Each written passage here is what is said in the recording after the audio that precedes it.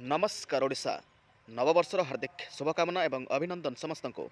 आजिकार एक बड़ खबर आसी गाड़ी चालकों को आश्वस्ति आहरी मासे पीयूसीसी अवधि वृद्धि कले सरकार। बुधवार एने सूचना देते परिवहन मंत्री विभूतिभूषण जेना मार्च 31 पर्यंत पीयूसीसी अवधि वृद्धि कर लोकों असुविधा को दृष्टि रखी एभली निष्पत्ति निपर अर्थात 1 एप्रिल पीयूसी सर्टिफिकेट नथिले एक्शन नेबे सरकार। मार्च 31 सुधा प्रदूषण प्रमाणपत्र कराइने कहले परिवहन मंत्री। सेपटे कहते अनियमित को देखि 42टी टेस्टिंग सेंटर लाइसेंस रद्द होती। अधिक टेस्टिंग सेंटर खोलने को आह्वान करुचु। जो मैंने टेस्टिंग सेंटर पर आवेदन करेंगे से अग्राधिकार देव।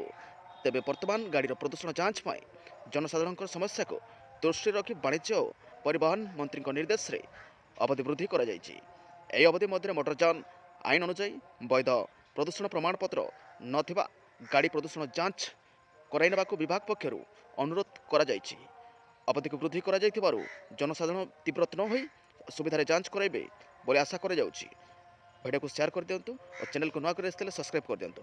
रही जय जगन्नाथ।